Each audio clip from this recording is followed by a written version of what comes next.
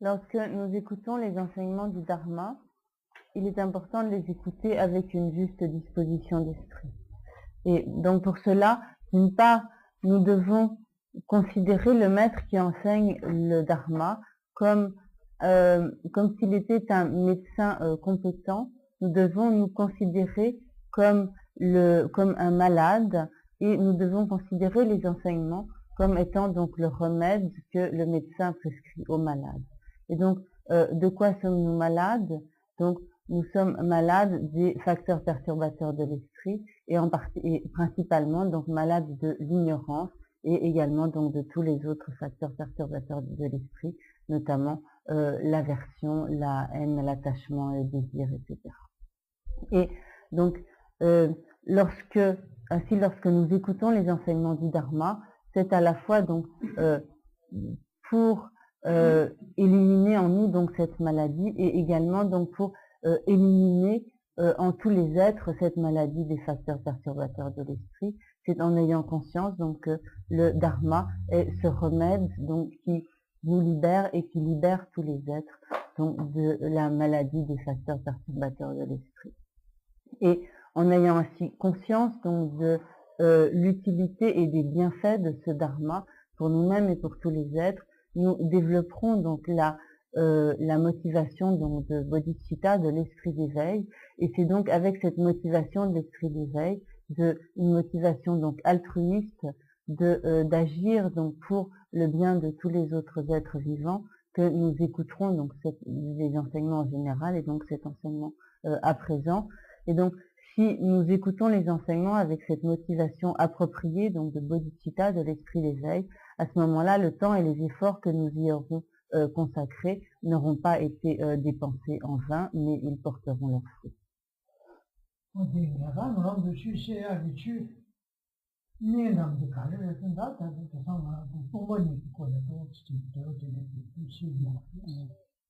Et donc, le remède que Khyalen Rinpoche nous offre donc, en ce moment, c'est le remède de l'enseignement sur la vacuité. Et donc, Khyalen Rinpoche avait donc proposé donc, de poursuivre cet enseignement sur la vacuité par des débats.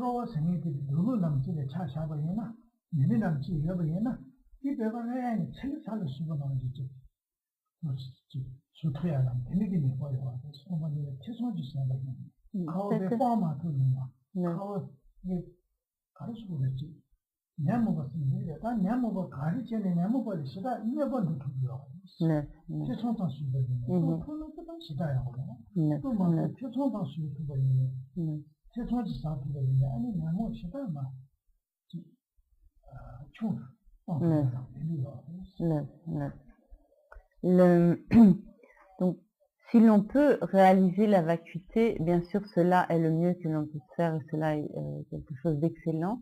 Mais même si nous n'arrivons pas à réaliser la vacuité, mais si nous arrivons à avoir simplement une forme de doute, de supposition à l'égard de la vacuité en nous disant « Ah, la vacuité, c'est peut-être quelque chose comme ça doit ressembler à cela, ça doit être approché donc de cela. » Donc, si nous arrivons seulement à avoir une sorte d'idée en imagination donc de ce que peut être la vacuité, par cela seulement, par les seuls doutes que nous pouvons formuler à propos de la vacuité, nous devenons capables donc d'endommager considérablement le pouvoir des facteurs perturbateurs de l'esprit et nous nous amenuisons déjà considérablement le pouvoir des facteurs perturbateurs de l'esprit.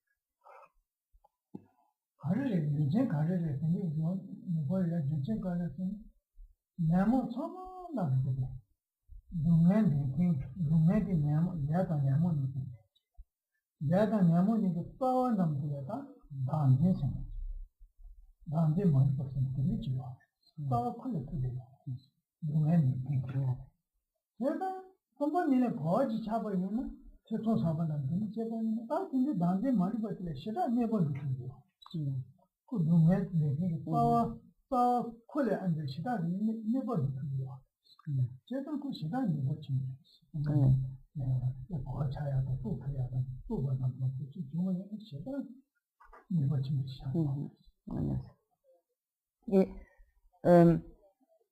la raison pour laquelle donc a priori bien sûr donc la réalisation de la vacuité et même donc à un moindre degré une simple idée de ce que pourrait être la vacuité. Donc pourquoi est-ce que cela diminue considérablement le pouvoir des facteurs perturbateurs de l'esprit? C'est que donc toutes nos souffrances en général sont le résultat du karma et des facteurs perturbateurs de l'esprit. Mais la source principale, la source essentielle donc du karma et de tous ces facteurs mentaux négatifs, donc de tous ces facteurs perturbateurs, c'est l'ignorance et plus particulièrement donc l'ignorance de la saisie inhérente du je. Or, la réalisation de la vacuité et même donc à un degré moindre, les questions que l'on peut se poser à propos du mode d'existence de la vacuité, donc cela comme entame d'une certaine manière donc cette saisie de l'existence inhérente du je et par conséquent donc par voie de conséquence entame également donc le pouvoir de tous les facteurs perturbateurs qui en découlent.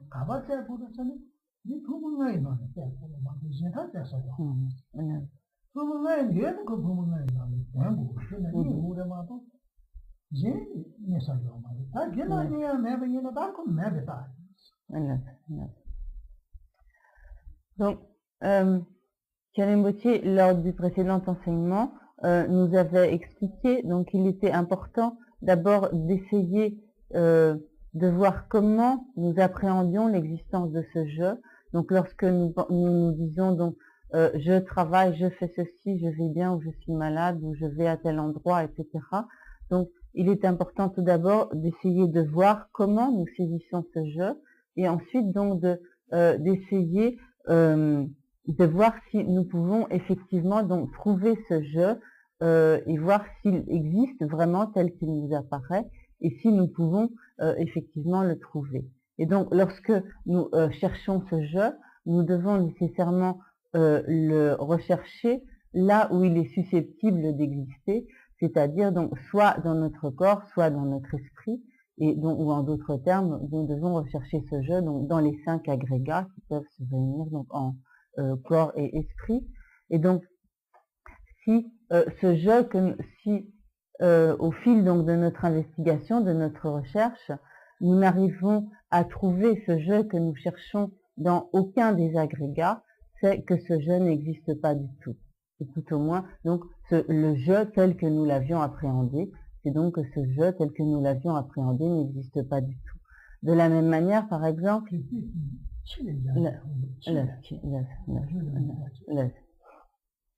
de la même manière, si par exemple nous avons un chien et que notre chien s'égare, nous allons essayer de trouver ce chien et nous savons ce que nous cherchons et nous avons circonscrit l'endroit où ce chien est susceptible de s'être perdu et si en ayant cherché partout nous ne le trouvons nulle part, nous nous dirons donc c'est que le chien n'y est pas. Et donc de la même manière, c'est la même chose lorsque nous procédons à la recherche du je. Il est tout d'abord nécessaire de voir de quelle manière nous appréhendons le je, puis de rechercher s'il existe véritablement tel que nous l'avons appréhendé, là où il est susceptible d'exister. Et lorsque, à l'issue de notre investigation, nous nous apercevons donc qu'il n'existe nulle part donc, dans le corps et dans l'esprit, nous arriverons donc à la conclusion que ce je tel que nous l'avions appréhendé n'existe pas du tout.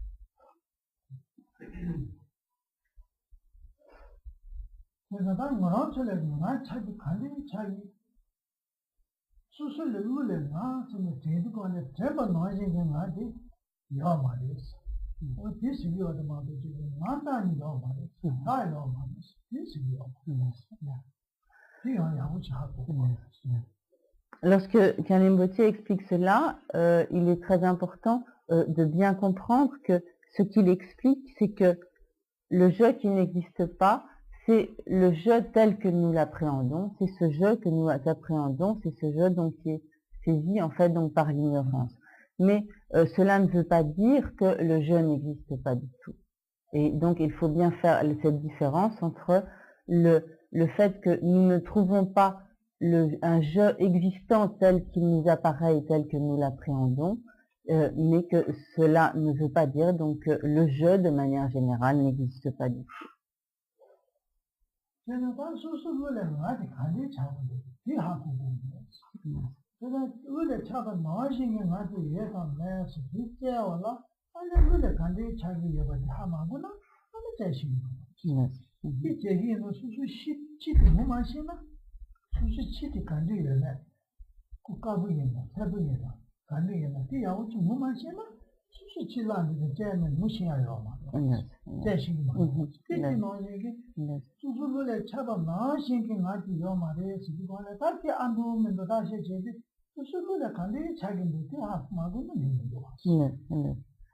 Et donc, pour pouvoir arriver, pour arriver à réaliser que le je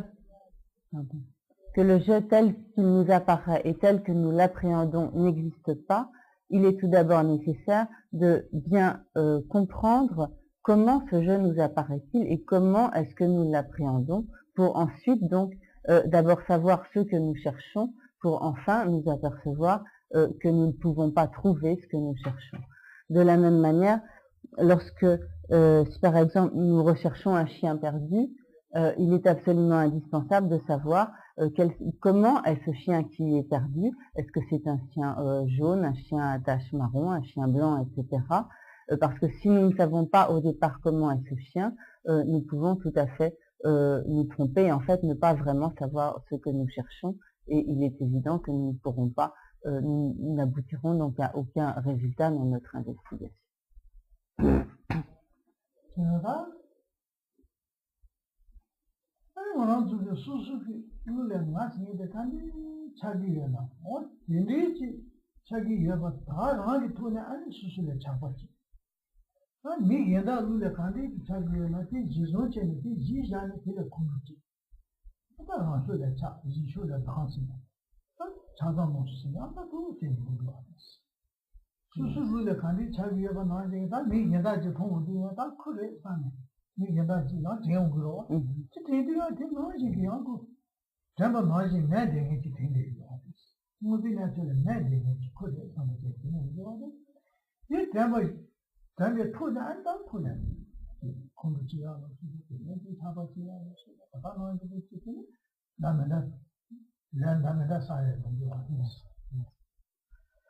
Et de manière générale, donc c'est parce que nous considérons donc que le je existe tel qu'il nous apparaît et tel que nous l'appréhendons, que d'une part donc nous faisons comme une sorte de d'opposition donc entre ce je et entre donc le autrui, donc le je d'autrui, et nous considérons que donc chacun existe bien indépendamment donc de son propre côté, et sur la base donc de cette fausse appréhension de moi et de l'autre, nous nous mettons en colère, etc., et nous accumulons donc toutes sortes d'actions négatives.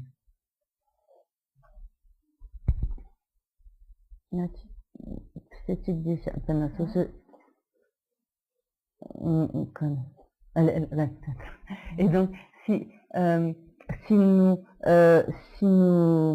accumulons toutes ces actions négatives, c'est donc parce que nous appréhendons notre je et donc le mode d'existence d'autrui d'une manière qui est différente de leur véritable mode d'existence.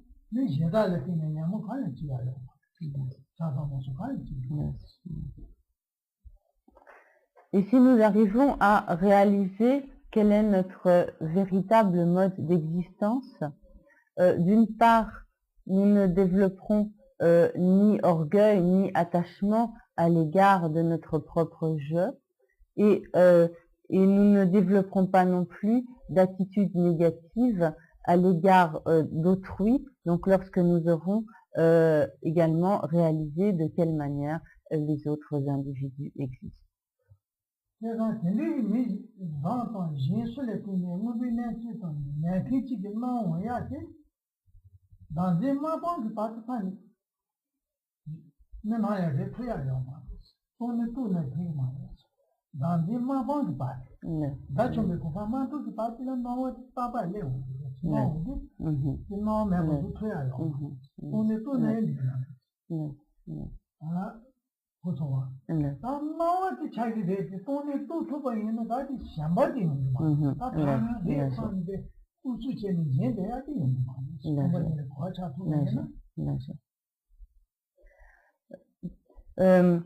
Toutefois, c'est seulement lorsque nous aurons définitivement éliminé la saisie de l'existence inhérente du je que nous pourrons supprimer le mode d'apparence erroné des phénomènes, donc le mode d'apparence erroné du je et le mode d'apparence erroné donc des autres individus.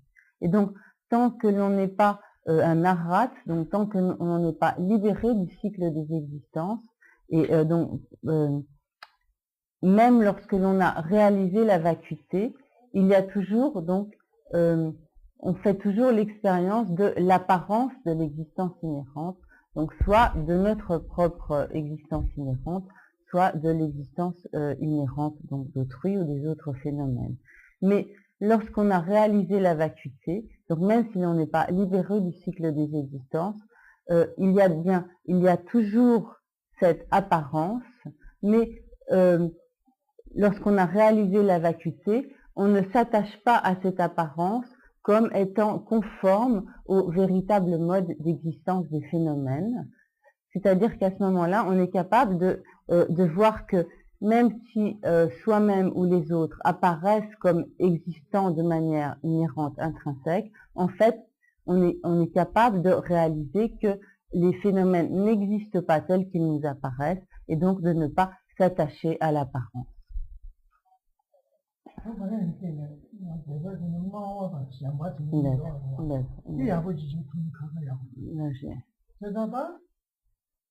Moi, ce n'était pas, moi, ce n'était, moi, je n'ai pas comme, mais, il ne dit pas, je dis, non, on a dit, non, on a dit, non, tu dis. neuf, Non, bah, non, j'ai dit, ça, c'est pas neuf, dit. neuf, neuf. Il dit, non, c'est une école, c'est une dit. Mhm, Non, il va, c'est pas mec, c'est une dit. neuf, Non, c'est une école, mec, quand ça dit. neuf, Tout est pas son. neuf, Neuf. neuf. Et donc, il y a, c'est bien sûr beaucoup plus facile à exprimer en tibétain. Il y a le, en tibétain, donc nanwa, je vous dis en tibétain, et après je traduirai parce que les mots tibétains sont particulièrement clairs et commodes à utiliser. Nanwa, donc en tibétain, est l'apparence, et Shenpa, donc c'est l'attachement, le fait de s'attacher. Plus précisément, donc nanwa, on peut dire que c'est comme le fait d'apparaître, et Shenpa, donc le fait de s'attacher. Et donc, il y a, on peut dire comme, il y a dans 3 cas de figure. Il y a les individus à qui l'existence inhérente apparaît. Janshi nanwa, c'est la même d'exemple. Janshi Hinduba nanwa, c'est en tibétain. Il y a,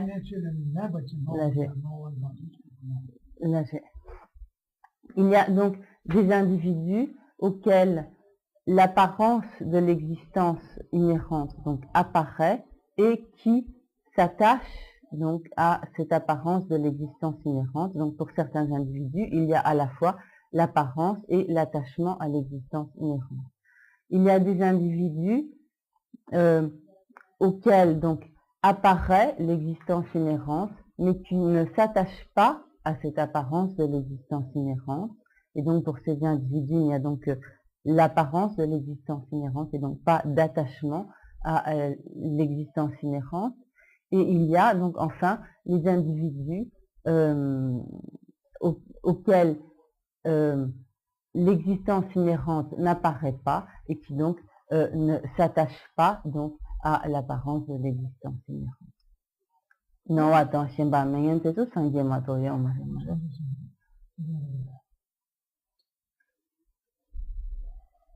Olha, só de moto. Olha, se me dá sentido. Só está, só se chama de só de ba. Goba, de ba só não é que não é. Só de ba. Não, sentido que só de ba. Goba, de ba só de sentido não va. Não é. Olha, mato eu mato. Não, tem mais. 제가 단노나 샴바니까 이렇게 뻔뻔이나 거나게 오늘 맛도 뻔뻔이나 거다니까 그게 단노 샴바니까 이거. Donc les êtres auxquels, disons, les êtres qui font à la fois l'expérience donc de l'apparence de l'existence inhérente et de l'attachement à l'existence inhérente sont ceux qui n'ont aucune réalisation de la vacuité.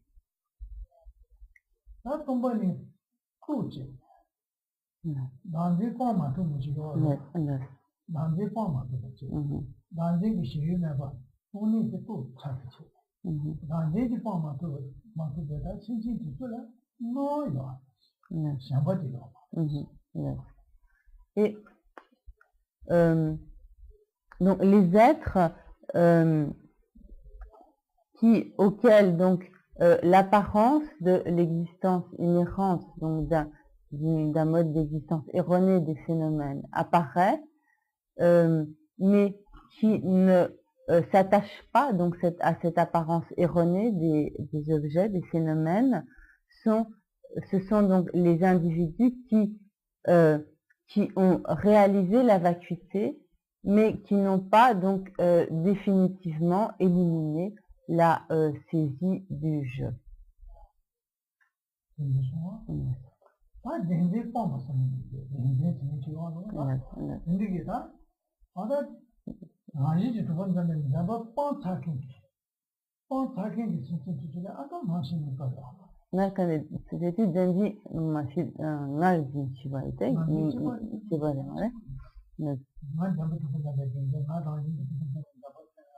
Là, j'ai.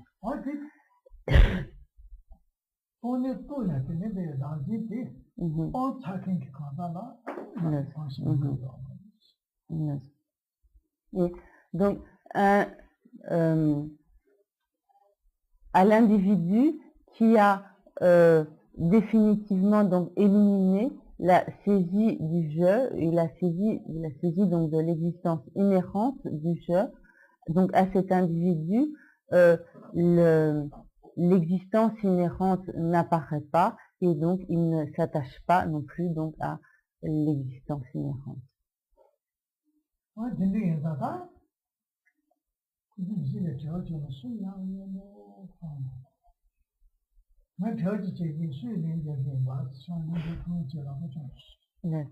Donc, Karim Boucher aimerait vous... Donc, lors du précédent enseignement, Karim Boucher vous a demandé donc de bien réfléchir à la manière dont votre je, donc votre individualité vous apparaissait. Et donc, il aimerait bien vous poser des questions sur les conclusions de vos réflexions et il voudrait bien un ou une volontaire. Et donc, levez la main si quelqu'un veut bien faire part de ces... veut bien répondre.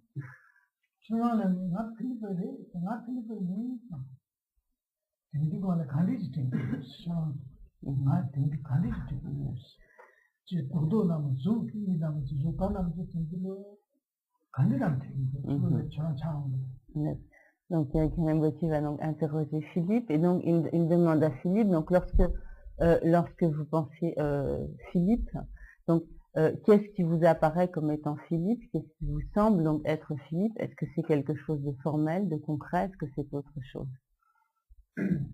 Pour le nom, un nom est une dénomination. Plus une dénomination qu'une réalité. Samlo Dandita, Ming Shintungus, Philippe Seyate, Ming, Da. Dan Shintungus.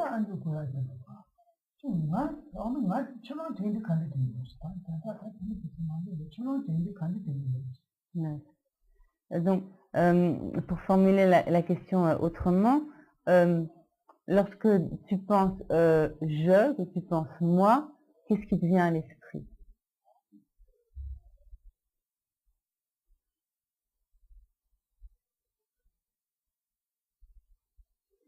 Un corps et un mental. Attendez, sem dans souvenir. Quand lui ta du temps n'ancien. Sem dans quand lui temps sem niga. Tengan chitometos.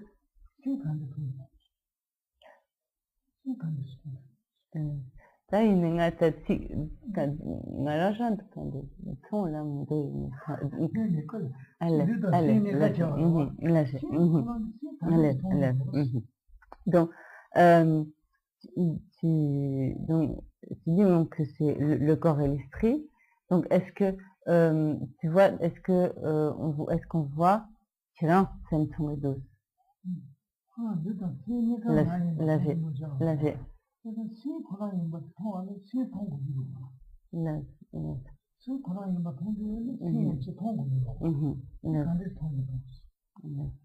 Donc, lorsque tu vois le corps et l'esprit sont le je, est-ce que tu vois ton esprit? Non.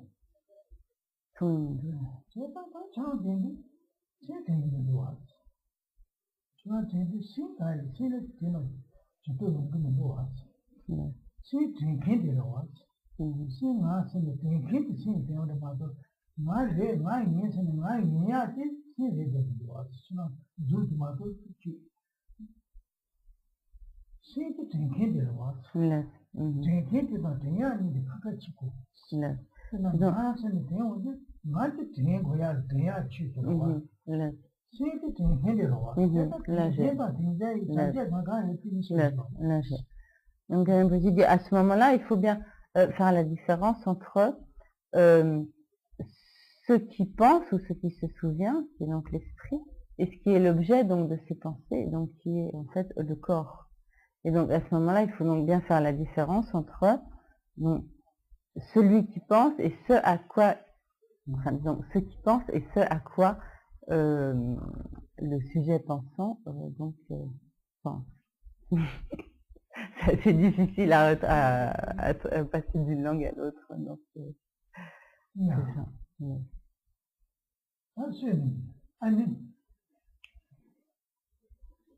ça fait longtemps que je me pose ces questions. Et ce soir, ce soir arrive. J'ai surtout trouvé les réponses immédiates. J'ai surtout trouvé ce qui n'est pas plutôt que ce qui est. Bueno, quand tu nga te carré samlotanti là, c'est quand l'ente là, c'est carré mares tongé, carré la prune de tem mares, mare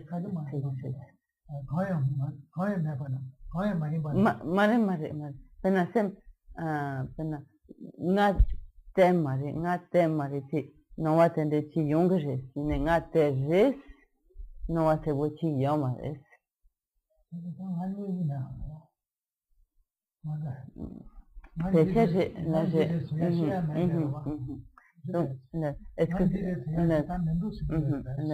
Est-ce que ça veut dire donc que tu n'arrives pas à désigner donc ce qui est ce jeu? Ce n'est pas mon corps. Parce que le corps a tellement changé qu'il y a un même, j'ai l'impression d'un même jeu dans un corps tellement différent à travers des dizaines d'années, que les sentiments, les émotions, le corps d'émotion, comme on dit, c'est pareil. On n'a pas les mêmes goûts en France, on dit qu'on n'a pas les mêmes désirs, ni les mêmes intérêts non plus. Que quand on pense, c'est pareil. Voilà, ça vient. On change d'opinion avec le temps. Il n'y a rien qui...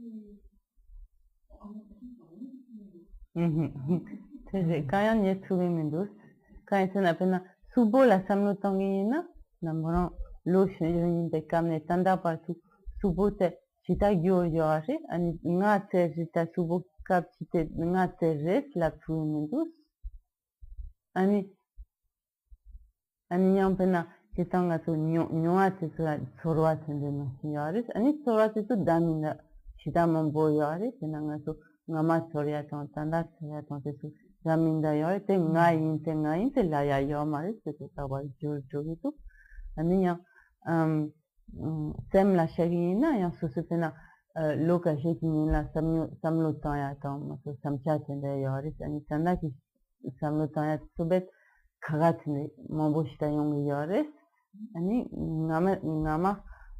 ngame samlotu tu ngare sam yana tanda ki samlotu ngare te yang lapku mindus, te yang katsu nyen sen, yang ti nye tu mindus, subola sena tora sen te semna te nina, te nine.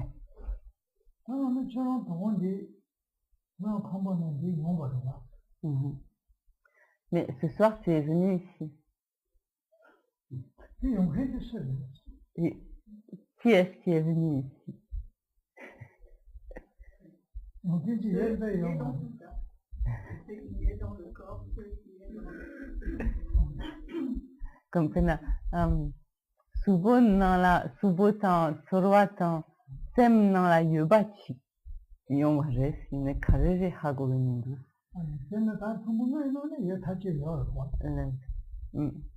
Bon.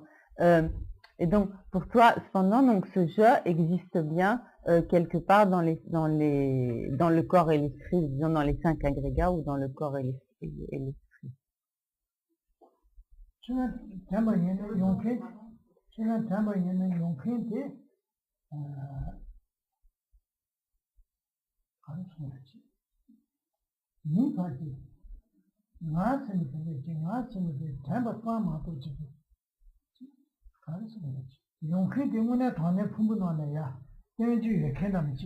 thinking do it, can't think it. Sure, I'm not going to say it. Pumping on a budget, you but just a thank you, cannot thinking do it, can't think it. Sure, I'm not pumping on it. Pumping on a one after then need you, cannot thinking do it, can't think it. Donc, lorsque tu penses donc au je qui est venu ici, est-ce que donc a priori tu as donc le sentiment que c'est un je qu'on devrait pouvoir trouver dans le corps et l'esprit, qu'on devrait pouvoir trouver donc, dans les 5 agrégats? Quelque chose que l'on devrait pouvoir extraire donc, des agrégats.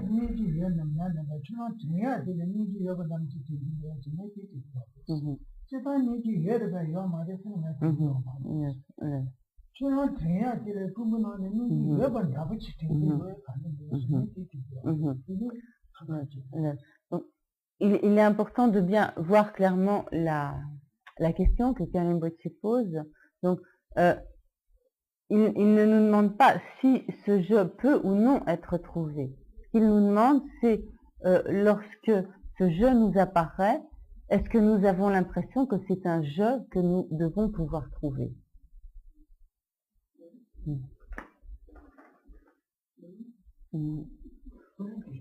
Attends.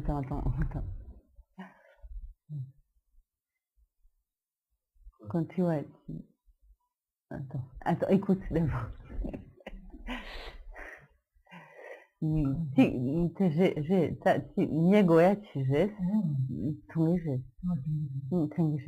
내가 어디 나트래? 내가 나지 요마데 니야 요마. 뭐라도 된다고는 된지 되지. 된지 되지. 손이 또 내가 좋아하는 거는 반드시 단지같이 해야 되는지 이해해야 된다. 니네 탑 수술 때문에 그걸 통해야 돼.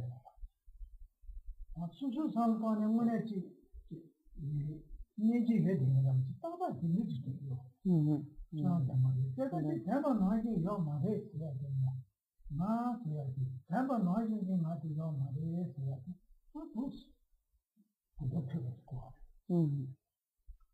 Donc effectivement, ce qui est important de voir, c'est que la manière dont le je nous apparaît et dont nous l'appréhendons en général, donc c'est nous avons donc le sentiment que nous devons pouvoir trouver ce je, donc que ce je doit être comme effectivement donc trouvable, qu'on doit pouvoir donc le trouver quelque part dans les agrégats, dans le corps ou dans l'esprit.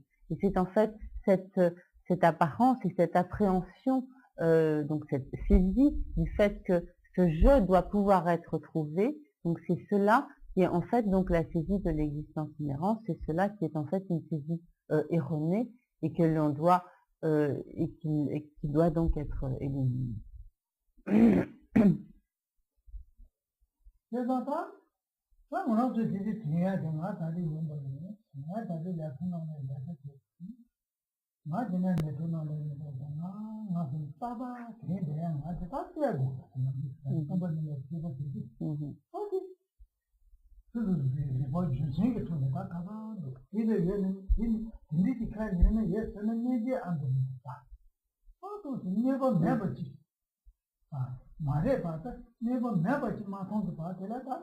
Ne pas caler.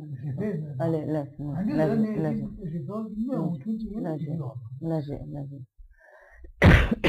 Pardon. Donc, il est ainsi important que nous réfléchissions donc à ce qui nous apparaît donc comme étant le je qui est venu ici, le je qui a travaillé aujourd'hui, le je qui a pris le métro, etc. Et donc, lorsque nous avons donc ce sentiment que ce je est un je donc que nous pouvons comme pointer du doigt, toucher ou donc désigner, trouver, à ce moment-là, donc il est important d'utiliser les raisonnements appropriés pour arriver donc à la conviction que ce je donc n'existe pas.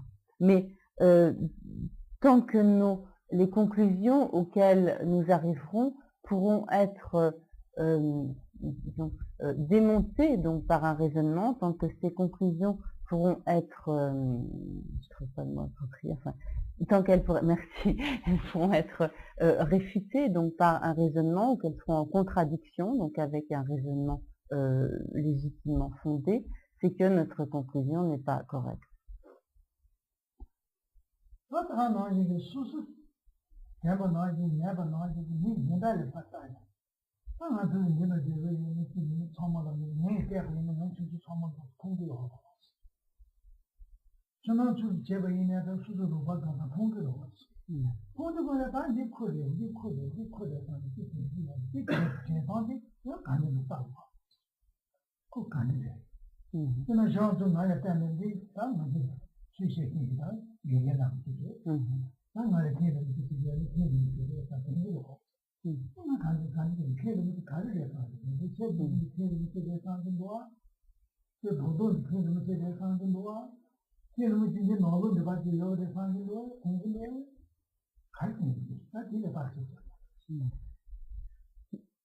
Il est important de procéder à cette analyse, ces réflexions sur soi-même et également donc sur les autres. Par exemple, nous sommes ici, Khanem Bottier nous voit, nous voyons donc Khanem Bottier, et donc lorsque Khanem Bottier voit chacun d'entre nous, donc,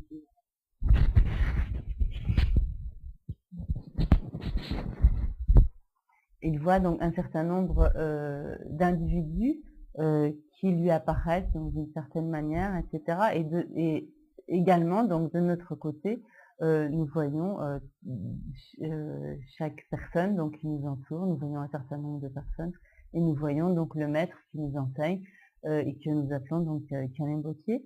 Et alors, mais demandons-nous en fait, mais où est Khanem Bottier? Qui est Khanem Bottier? Est-ce que c'est est-ce que c'est son corps, ou bien est-ce que c'est autre chose qui serait à l'intérieur de son corps? Est-ce que c'est autre chose? Et donc, où existe donc Khanem Bottier? Qu'est-ce qui est vraiment Khanem Bottier? Et qu'est-ce qui est chacun d'entre nous? Qu'est-ce qui est notre voisin et ceux qui sont autour de nous?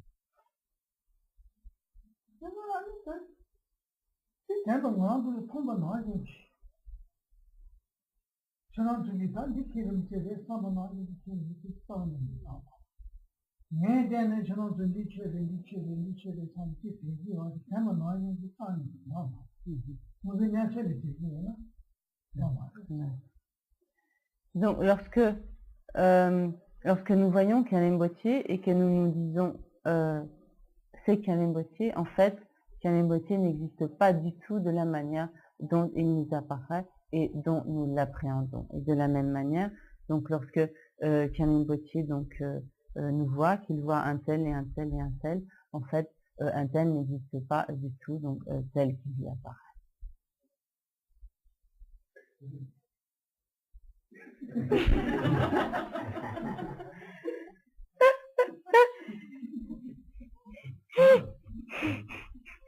Nous cherchons ces jeunes dans le corps, dans l'esprit, dans les agrégats, puisque dans le bouddhisme, il n'y a ni corps, ni esprit, ni agrégat. Qui est-ce qu'elle dit?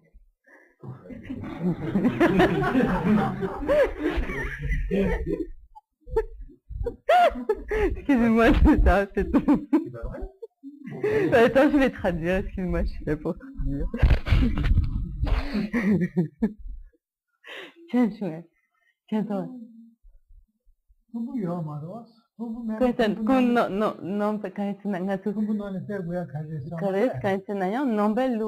근데 풍보 여마레스 아니 세팅한테 풍바레스 풍보 나제 제 카이스나 넘벨 루스라 풍보 여마레스 세기도 풍보 여마레스 세기도